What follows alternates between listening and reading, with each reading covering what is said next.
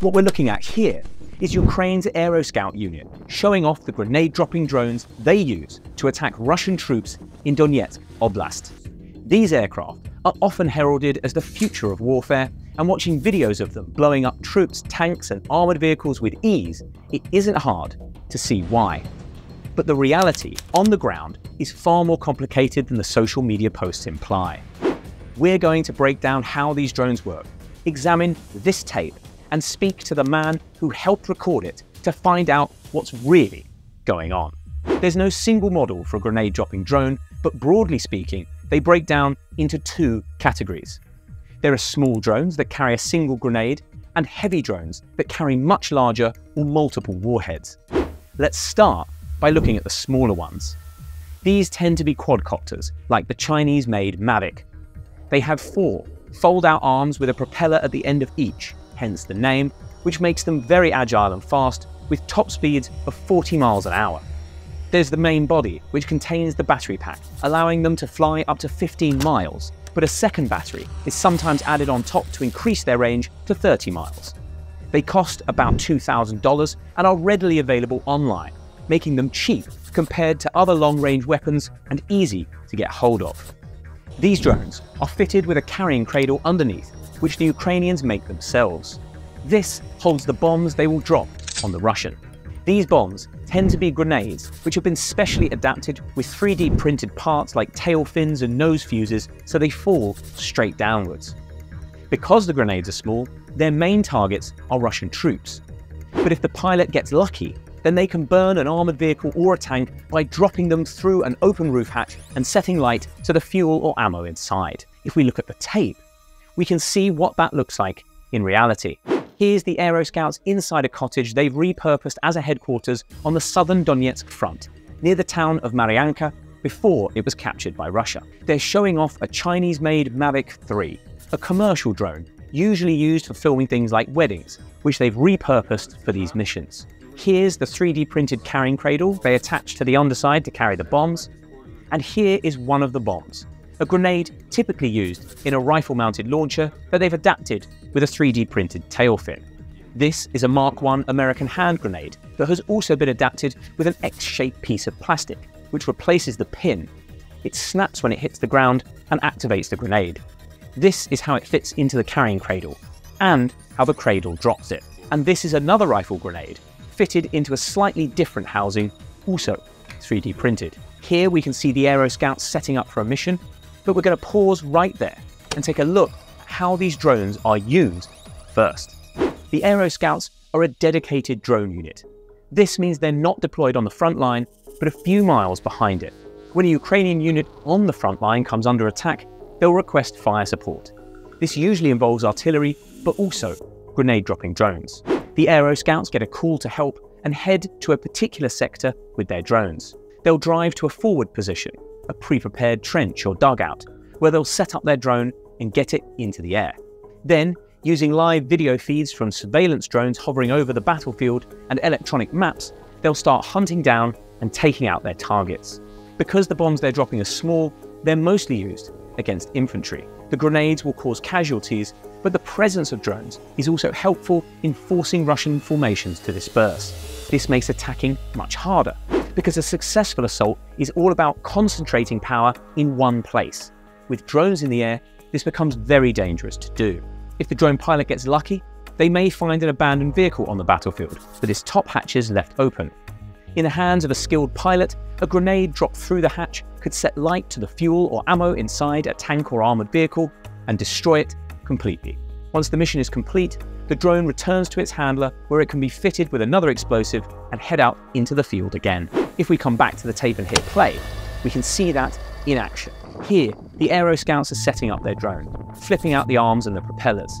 This soldier is fitting a grenade into the carrying cradle, and if you look here, you can see a trigger he's going to fit to the nose, which will set it off when it hits the ground. The Mavic is small enough to be launched by hand, which is what's happening here. And here's a clearer look at one of those nose-mounted triggers being fitted. This grenade comes with a special message for the enemy. Our present for Russian. Now, let's take a look at the larger drones. This is a Vampire, a purpose-built Ukrainian drone which is many times the size of the Mavic we just saw. It's a hexacopter because it has 6 arms and propellers instead of 4.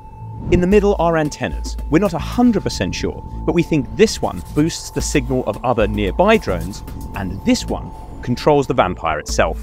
On the legs are 2 large battery packs. This makes it slower and less agile than the Mavic, but means it can carry a much heavier payload, up to 33 pounds, and transport it up to 14 miles. It is also fitted with a thermal camera because the Vampire carries out most of its missions in the dead of night. That's because the 6 rotors make it very loud, so it's easy to spot and shoot down during the day.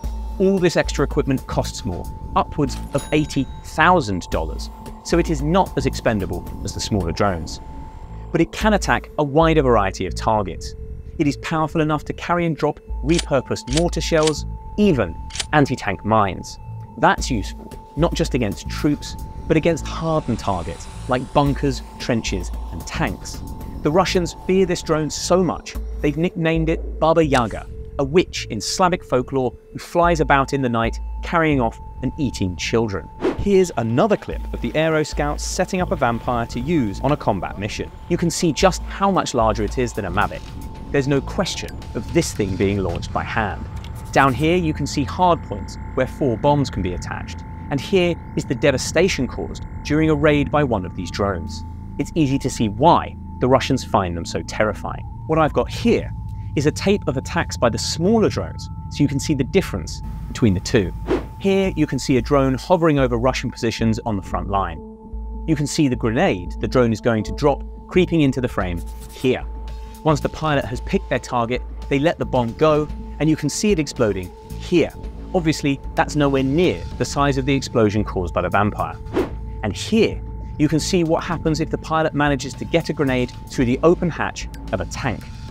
The initial explosion is small, but pretty soon the tank has set ablaze, which will put it out of action as if it had been hit by an anti-tank rocket for a fraction of the cost.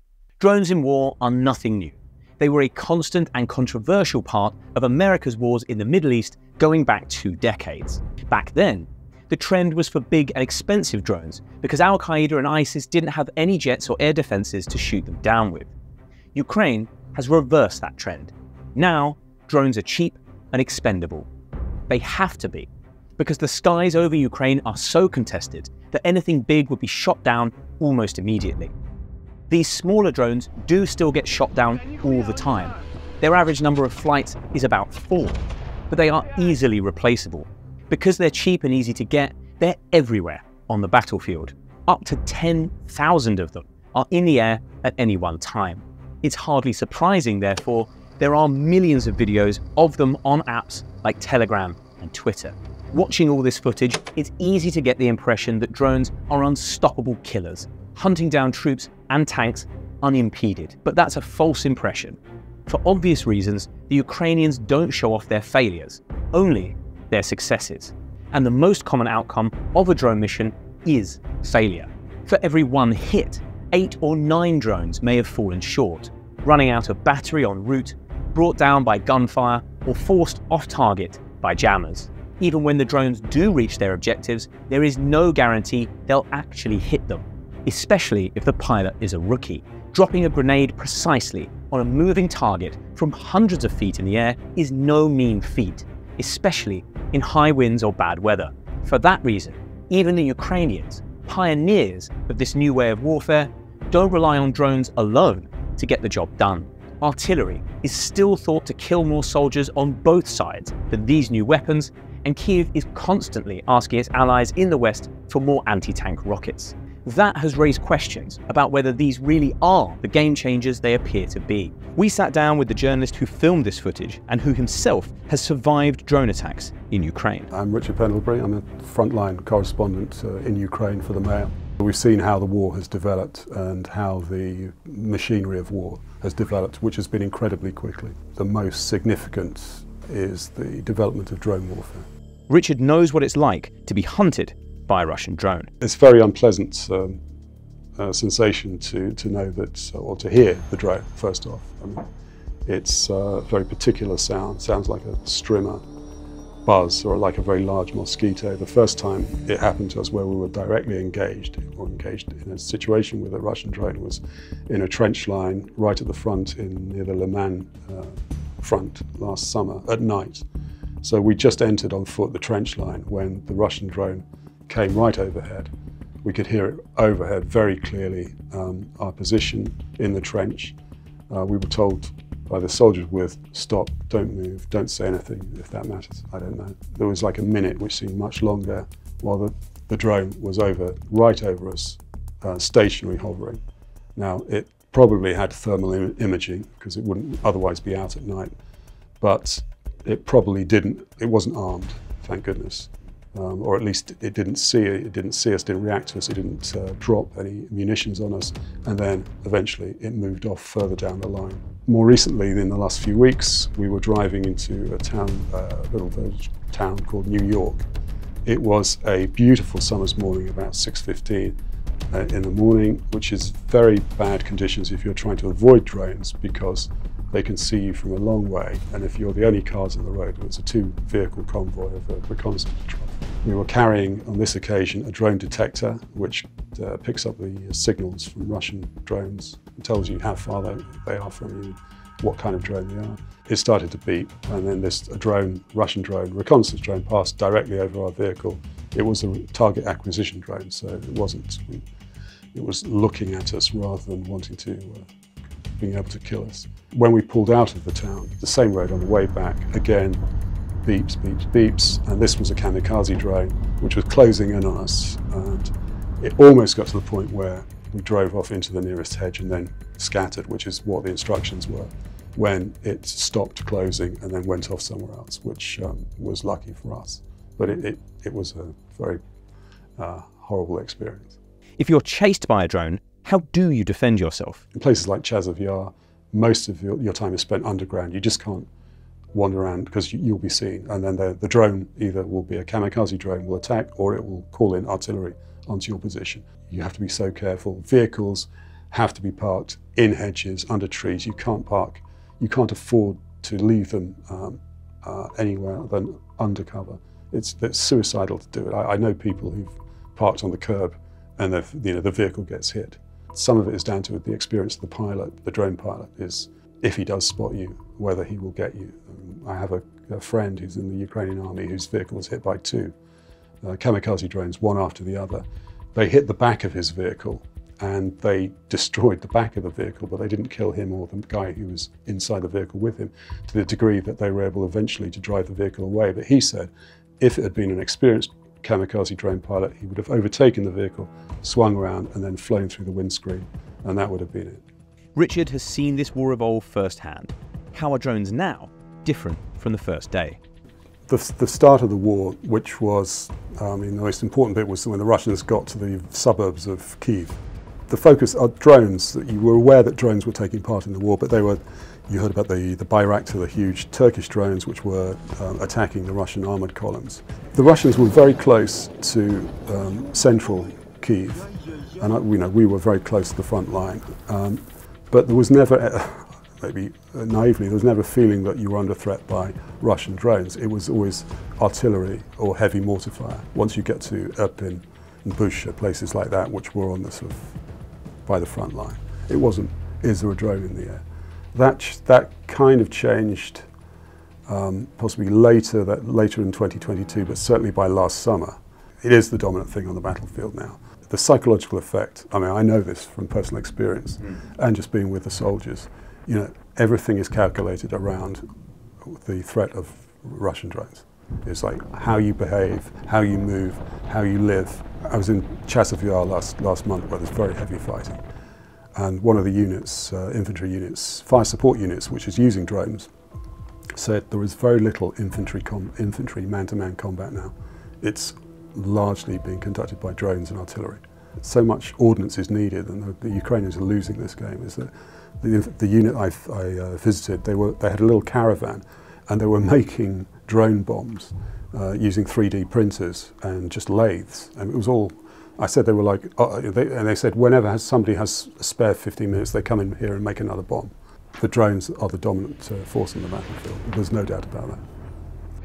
but the drones aren't foolproof. I was in a bunker with an artillery unit last month, and the Russians, this is when they said the sky is dirty, which is a euphemism. The Russians are overhead. There was a but then the Russians started attacking the positions, the artillery positions, and they were using this dedicated attack drone, Privet 82. And the Ukrainians had actually hacked into the video feed. So we were actually watching what the Russians could see as they were attacking our positions on the screen in the bunker. The drone kept going round, and the positions were in a tree line, and it kept going round, and then it would. The operator obviously thought he wasn't going to get there, and I think it was a bit windy. And the Ukrainians with me would be laughing at him because he was incompetent. And then finally, because the battery time, again, they have to attack at a certain stage. So he attacks and he lands in the field in front of the tree line, and that's a game over. But then they launch another 15, one after the other, all against the same target, and each of them misses in the same way. You don't see those on the social media. Richard captured the Aero Scout footage during one of his trips. Let's see his reaction.